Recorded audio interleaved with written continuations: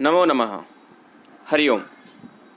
अहं ज्योतिप्रसादः अत्र स्वस्य यूट्यूब् चैनल् मध्ये सर्वेषां हार्दिकं स्वागतम् अभिनन्दनं च करोमि।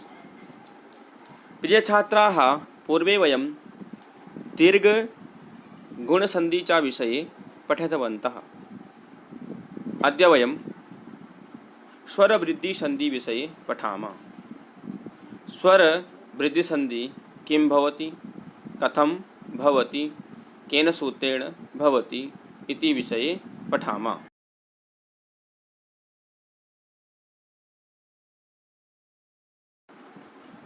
मैंने इसको स्वरवृद्धि संधि इसलिए कहा है क्योंकि ये स्वर संधि का ही भेद है। पहले हमने दीर्घ संधि और गुण संधि के विषय में पढ़ा था, जिसमें आपको बताया गया था कि जो विद्यालय जैसे शब्द है, तो विद्या का जो अंतिम वर्ण है वो आ है, यहाँ पे देख सकते हैं आप। और आलय का जो आदि वर्ण यानी शुरू का जो वर्ण है वो भी क्या है, तो इन दोनों को क्या हो गया, आ हो गया। उसी प्रकार से आपको बताया था कि जैसे रमेशः, रमा ईशः, रमा का अंतिम वर्ण आ है और ईशः का प्रारंभ वर्ण क्या है, ई है, दीर्घ ई है। तो दोनों को क्या हो गया, ए।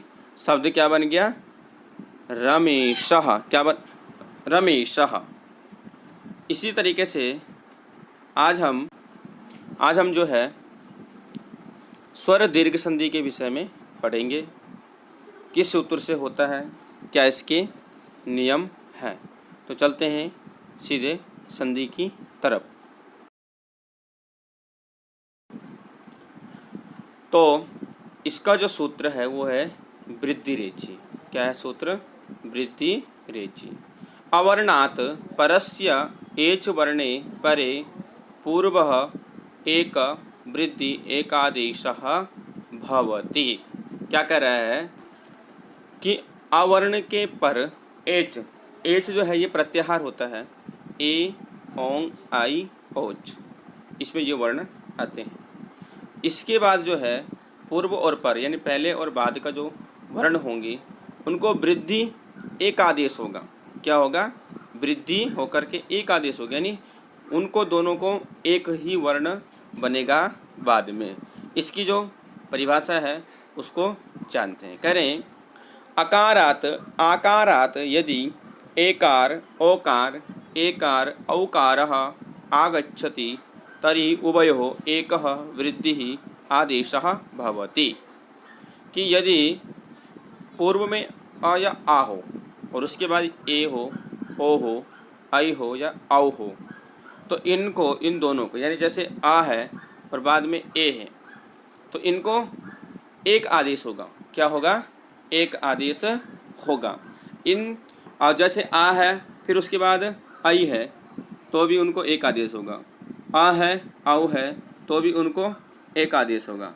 या बड़ा है चाहे छोटा है पूर्व में, और पर में यानी बाद वाले में ये ए आई ओ और औ, इनमें से कुछ भी हो तो इनको जो है वो एक आदेश ही होगा, वृद्धि ही होगी। वृद्धि का मतलब होता है बढ़ना। वृद्धि का मतलब क्या होता है, बढ़ना। तो इस प्रकार से इसमें ये बता रहे हैं। तो चलते हैं आगे, इसका हम हिंदी में एक बार अर्थ समझने का प्रयास करते हैं।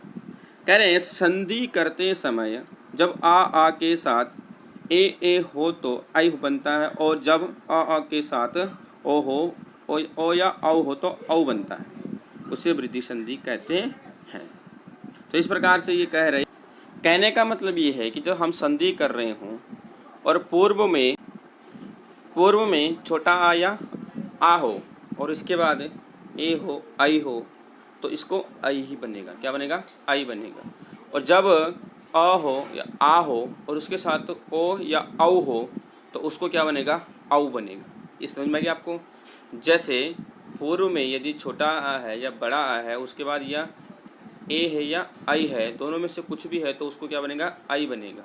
और जब छोटा आ है, बड़ा आ है और उसके बाद ओ या औ है तो औ ही बनेगा, यानी वृद्धि ही होगा, यानी बढ़ेगा ही, घटेगा नहीं। वृद्धि का मतलब क्या होता है, बढ़ना। जैसे कहते हैं आपके धन में वृद्धि हो, आपकी यश में वृद्धि हो, तो इसी प्रकार से यहाँ पर वृद्धि का मतलब क्या है, बढ़ना।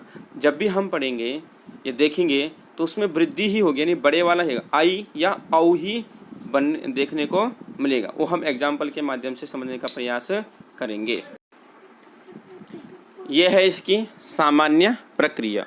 यहाँ पर देख रहे हैं आप, छोटा है, बड़ा है, फिर प्लस ए और आई है, लेकिन बराबर होकर क्या हो रखा है, आई हो रखा है। फिर छोटा है, फिर बड़ा है, फिर औ है और फिर औ है, लेकिन क्या हो रखा है, औ हो रखा है। जैसा एक, एकम, एक के अंतिम वर्ण क्या है, औ, क्या है, छोटा आ है। और एकम में जो पहला वर्ण है वो क्या है, ए है, तो दोनों को आई हो गया, आ और ए को क्या होगा, आई हो गया। तो क्या बन गया, एकैकम, क्या बन गया, एकैकम। देव ऐश्वर्यम, देव ऐश्वर्यम। अब यहाँ पर पहले से ही बड़ा है, ऐश्वर्यम में पहले से ही बड़ा है, लेकिन देव में छोटा है, तो क्या बन गया, देवैश्वर्यम, क्या बन गया, देवैश्वर्यम। तो इस तरीके से इसमें परिवर्तन होता है। अब थोड़ा सा इसको एक बार हम आगे समझने का प्रयास करेंगे हिंदी में थोड़ा सा, कि कैसे किस प्रकार से आता है। अब जैसे सदा एव, क्या बन गया, सदैव, क्या बन गया, सदैव। सदा का जो आ है और एव का ए है, इन दोनों को आई हो गया, क्या हो गया, आई हो गया, तो क्या बन गया, सदैव, क्या बन गया, सदैव। तो जैसे यहाँ पे दे रहे हैं, जैसे कि यहाँ आ एवं ए स्वरों के मेल की वजह से कुछ परिवर्तन आया है। ये दोनों स्वर मिलने के बाद आई बन गए हैं, क्या बन गए हैं, आई बन गए हैं अथवा बन गया है। क्योंकि ये जो दोनों शब्द थे, अब ये एक आदेश हो गया, यानी एक ही रह गए। कौन दो, यहाँ पे सदा का जो आ था और एव का ए था, तो इन दोनों में क्या हो गया, एक आदेश होकर के इनको आई हो गया। तो सदैव क्या बन गया, सदैव, क्या बन गया, सदैव। तथा एव, तथैव, क्योंकि तथा के अंतिम में क्या है, आ है, और एव के शुरू में क्या है, ए है, तो क्या बन गया, तथैव, सदैव। तो इस प्रकार से इसमें परिवर्तन होता है इन दोनों स्वर वर्णों में। अब हम एक बार हो देखें, तथ एव, तथैव। यहाँ पे देख सकते हैं हम, जो मैंने अभी आपको बताया था, तथ एव, और इसमें तथैव, तो वैसे तथा एव भी बनता है। यहाँ क्या करें, जैसे ऊपर देख सकते हैं कि जब दोनों शब्दों की संधि की जाती है, जब वे मिलते हैं तो इन स्वरों की वजह से शब्द में परिवर्तन आ जाता है। यहाँ आ एवं ए मिलकर के आई बना है। तथ का जो अ है और एव का जो ए है, इन दोनों को आई हो गया, क्या हो गया, आई हो गया, तो क्या बन गया, तथैव, तथैव, क्या बन गया, तथैव। तो इस प्रकार से वृद्धि संधि में वृद्धि हो गया, नहीं बड़ा वाला होगा, या आई होगा या औ होगा, या आई होगा या औ होगा। दो ही वर्ण इसमें सामान्यतः देखने के मिलेंगे। जैसे आपको जैसे देवैश्वर्यम, महाऐश्वर्यम, माहेश्वर्यम, इस तरह के शब्द आपको देखने को इसमें मिलते हैं। अब एक बार हम अगले वाले में चलते हैं। जल ओघः, जल औघ। अब यहाँ पर जल का जो अ है और ओघ का ओ है। जैसे कि यहाँ आ एवं ओ स्वरों के मेल की वजह से कुछ परिवर्तन आया है। ये दोनों स्वर मिलने के बाद औ बन गया है। ये जो दोनों स्वर थे, इसमें इन दोनों स्वरों में परिवर्तन होकर के औ बन गया, क्या बन गया, ये औ बन गया। क्योंकि जल का जो अंतिम वर्ण ल में जो वर्ण विच्छेद करके जो आ आया है, उसमें और औघा का जो ओ है, इन दोनों में परिवर्तन होकर के औ हो गया, परिवर्तन बन करके क्या हो गया, औ हो गया। तो शब्द बन गया है जल औघ। ठीक है, क्या बन गया है, जल औघ। अगला चलते हैं, महा औषधि, महा औषधि।